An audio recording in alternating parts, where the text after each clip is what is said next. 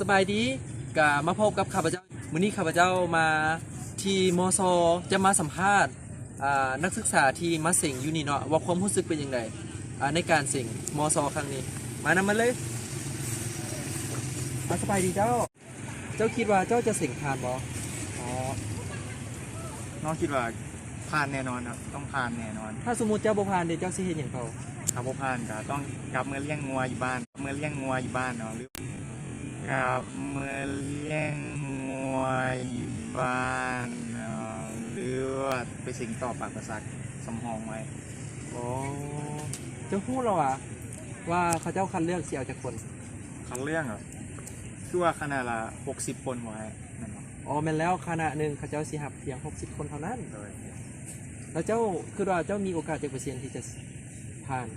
โอ้ถ้าถามน้องอีกทีก็ต้อง100%เนี่ยที่ก็ต้อง100%แน่นอนเลยเนาะต้องพกความมั่นใจมาเต็มร้อยโดยอันนี้ก็เป็นสภาพบรรยากาศในมือเกี่ยมเสียงเข้ามศฉะนั้นแต่ละคนจะตั้งใจเบิ่งมนเฮียนอยู่เป็นกลุ่มตั้งใจทำเฮียนเพื่อจะเสียงเข้ามศให้ได้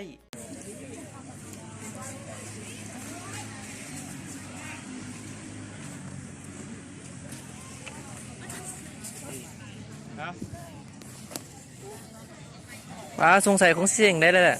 มีเจียคำถามคำตอบอีกไปนั่งน้ำเขา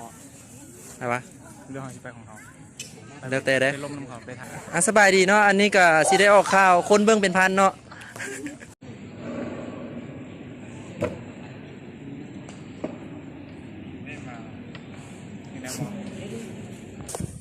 รักโตเขาเจ้าเมืองเฮือนบ่เฮ้ยว่าแล้วนะ2คนนี้นะ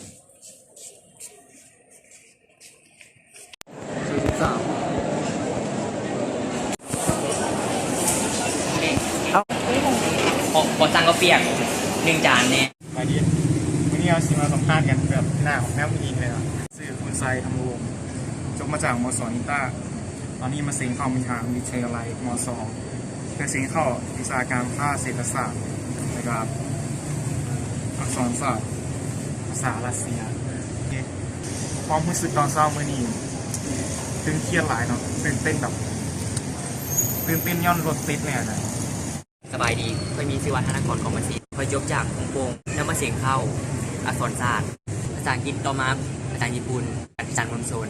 ผมรู้สึกอย่างตอนเช้านี้ไปรู้สึกกดดัน